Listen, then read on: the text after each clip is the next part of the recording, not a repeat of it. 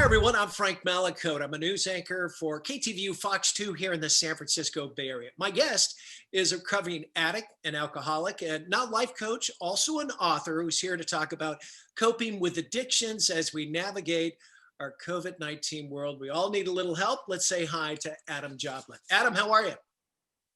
Hey, Frank, I'm well. How are you?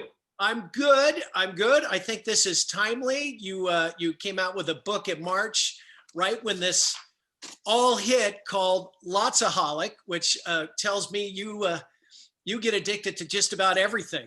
That's exactly right. That's exactly right. Well, give our viewers a little thumbnail sketch about your journey through alcohol and drugs and where you are now.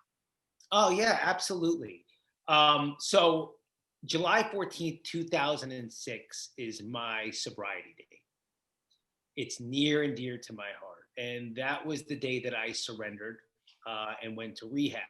I'm not somebody that had a moment of clarity. I had to walk into an intervention where everybody that loved me told me, Adam, it stops now. You have a problem. You have a problem. So off to rehab I went, where I met some of the most amazing doctors, therapists, psychiatrists, spiritual leaders, and got a real education on the disease of alcoholism and addiction. And Frank, the truth is, I was capped in denial. I didn't know what I was. I didn't know. To me, an alcoholic was a bum on the streets of Manhattan with a brown paper bag, mumbling to himself, petting a cat that's not there. Or an addict was like Chris Rock in New Jack City. I had all these stereotypes and definitions of what an alcoholic and an addict was, and I was wrong. I was wrong, and I fit the description. And I had a bunch of these aha moments, Frank. A bunch of aha moments. An example was when I was speaking with my therapist, my counselor, and I asked him after one of the sessions, does this mean that I can't have a glass of champagne at my daughter's wedding? And he looked at me really funny and said, how old's your daughter? And I said, she's 6 months old. And he just started giggling and said, only an alcoholic would worry. Who asked that question? Right? If he could have a glass of champagne at his 6-month-old daughter's wedding. But what was happening was the denial in me started cracking. The first time I said I'm an alcoholic and an addict, those words, hi, I'm Adam, I'm an alcoholic and an addict, it was like a 600-pound gorilla jumped off my shoulders. And everything in my life made sense. Everything. That's why I got the DUI. That's why the 2 nights in jail. That's why I wrote 17, 18 letters to my wife that I promise I stop. That's why I hide liquor and pills all around. Everything became clear. And then within a split second, Frank, it went to, now what? How do I live? How do I watch the Jets game with my dad? How do I go to a business dinner and entertain? How do I see old friends from college? That's how much alcohol was a part of my life. Slowly but surely, I started learning all of the essential values of what it means to live in recovery. And I had what we call a spiritual awakening and found something very intrinsic, a power within. And, trying to make a long story short, I dove into my recovery, Frank, with both feet. And I attacked it. I attacked it like my life depended on it, because it did. It did. Because it did. And a lot of aspects of what you and I are discussing now go into my coaching. But my recovery is for me. And you could see the benefits of my recovery in every relationship I have. Every single relationship I have, you can see the benefits of what it is to live a sober life. And when you were in the midst of it, you had no idea, God, why don't my friends want to hang with me anymore? Why is everyone saying no? And all of a sudden, yes comes out. It's like, hey, Yeah. welcome back. Right. Oh, 100%. Frank, not only that, even though I'm a social, charismatic guy, at the end, I was much more comfortable drinking alone. Isolation became a sanctuary. Sad, Are you still challenged? I mean, it's always a recovering addict or alcoholic. Are you tempted, or are you so far beyond that now? I don't like to think of it like that. I wouldn't exchange this life for my old life at all. Um, I wouldn't be an alcoholic and an addict in recovery if things didn't sound tempting once in a while. But I never get that obsession. Yeah. I never get that thought that I need it, that craving. But I remember walking into a restaurant and seeing a bottle of Patron coffee flavored, going, "Well, I didn't have that when I was out there. Yeah, That's new." changed a little You bit. know, and I think that's a thought that an alcoholic would have, but it kind of stays there. But I have all the tools now. I'm not afraid to call another man and say what's going on in my mind. My pride is, I'm humble. Yeah. My pride's been leveled. And so I have the tools for what it takes to stay sober. Well, you're coaching people now and helping them along their own journeys. And I think one of the hardest thing is, to beat alcoholism, you like you did, you got to have this moment where you say, I need help.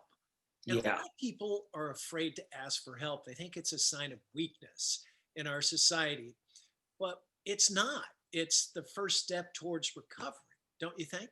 100%. My mentor, Dion, whom I love with all my heart, rock and roll Hall of Famer, the Wanderer, you know, uh, Runaround Sue. We talk about this often. Every single person out that I would admire or respect has an outside reference to life. The Pope has the clergy. The president has the council. Michael Jordan and Kobe Bryant had Phil Jackson. So many people that I idolize and look up to had outside help. And I don't know where I got this notion that I had to accomplish stuff all by myself. Me, me, me, me, me. Once I asked for help, my life got so much better and easier. Yeah. Where did you turn? Well, like I said, I turned to my mentor, Dion. He really, and the reason I bring him up right now is because I think it's important for everybody to find that one person that you can trust with anything. You can say anything. You can get that stuff, that guck in the basement, that stuff that you don't want to share with anybody. And you can get it out and let it free. And what happens is you realize you're just another human being. There's nothing, if there's a word in the dictionary for it, for what you're feeling, for what you experienced, that means someone else experienced it. Right? So none of us are that unique. So I went outside for help. There's 12-step groups. There's churches, there's synagogues. I do believe in a spiritual foundation, and I'm not here to preach where to go, but I do believe that there are some spiritual values that every single human needs. What would the old you back in 0203 say to the new you with this new book that came out in March, Lotsaholic? What would he say to you? I think he would try to be really kind to me, and then the second he turned his back, be like, "What a quack." Yeah, I don't believe him, because I couldn't fathom a life without alcohol and pills and drugs. When you're stuck in that mindset, I don't think I would have believed me. Yeah.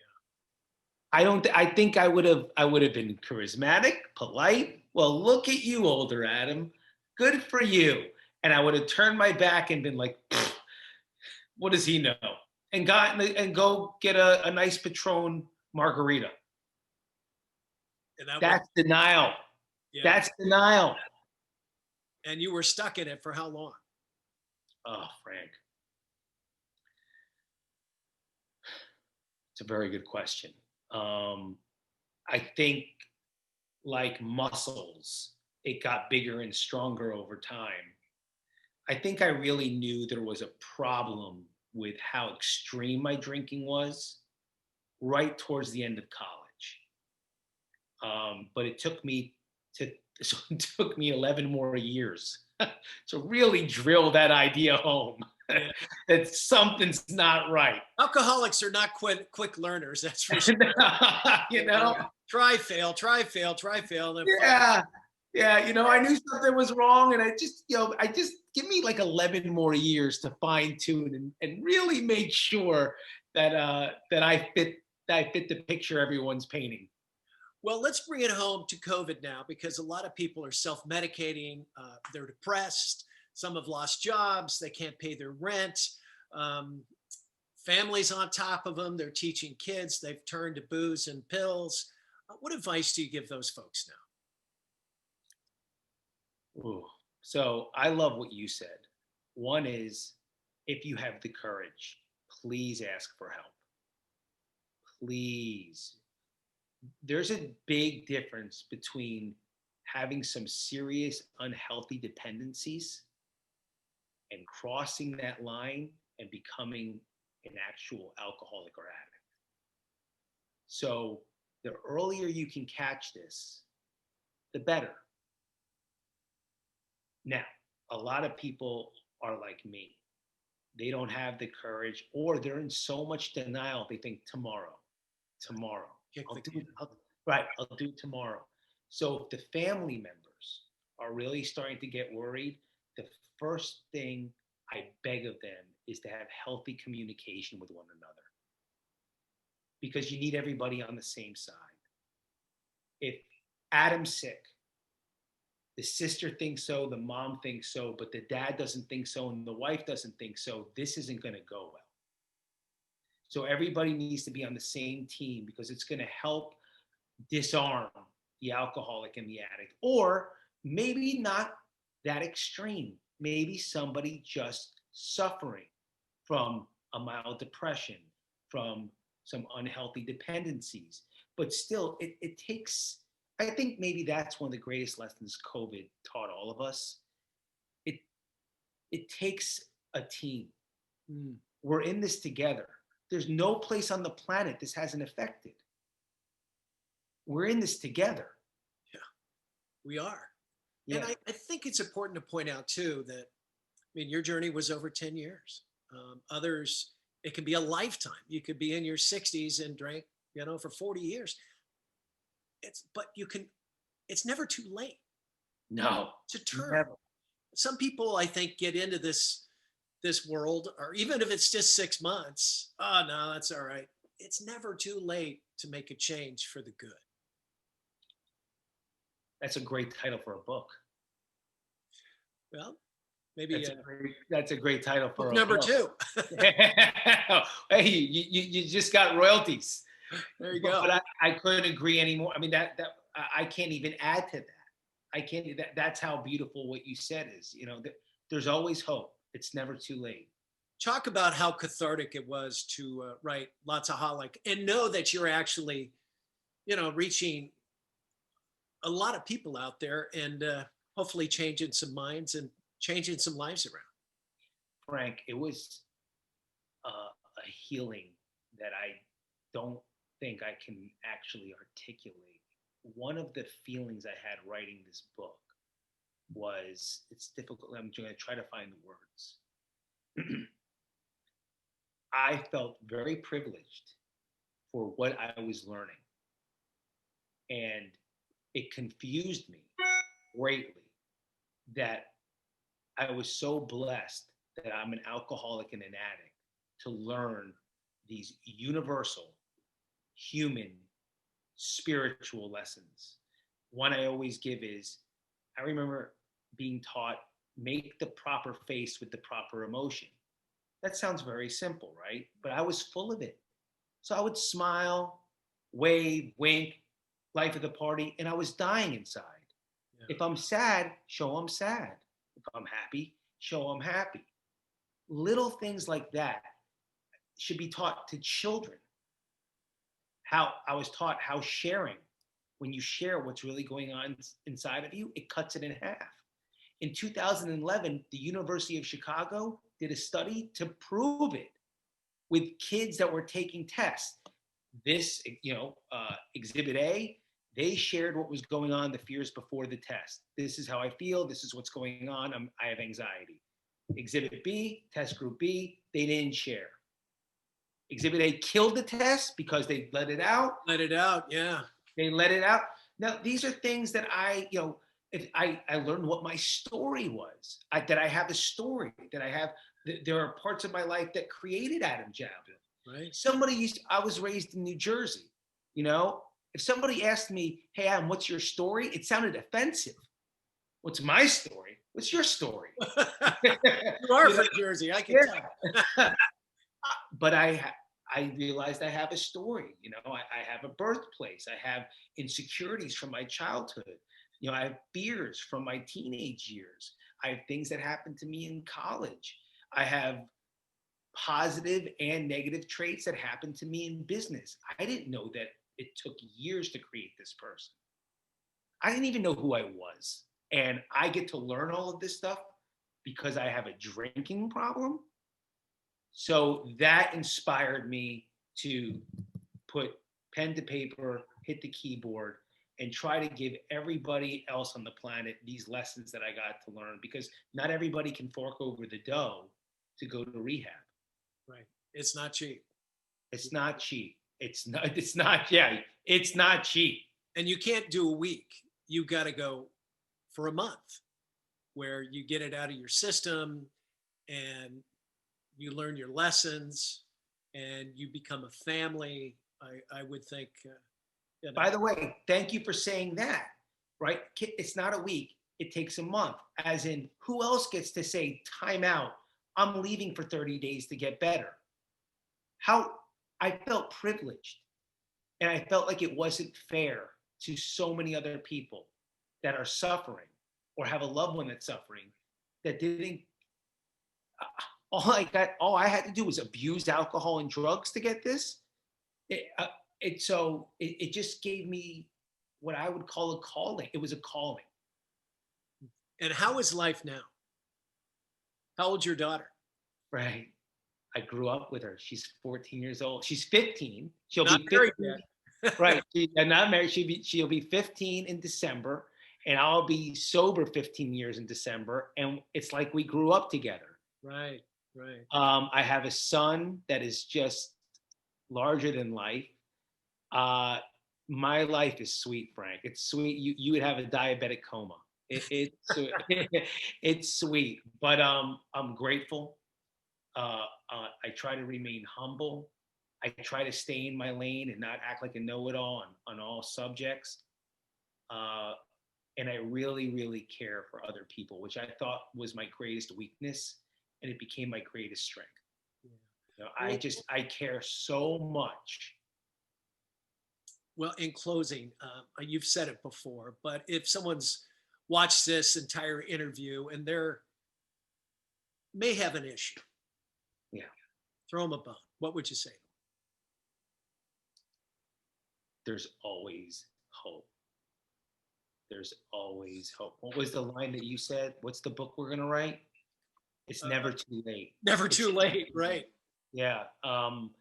And please just have 3 seconds of courage. It takes 3 seconds to just walk to whatever loved one you thinks you're the greatest thing, since sliced bread, and just look at them and say, I need help. Adam, pleasure meeting you. Enjoy Likewise. Your journey. Although difficult for you, you're spreading goodness now. And your book is called Lotsaholic. Where can people get that, and where can they get in touch with you if they want more? Yeah, so you can find my book and Audible book on Amazon.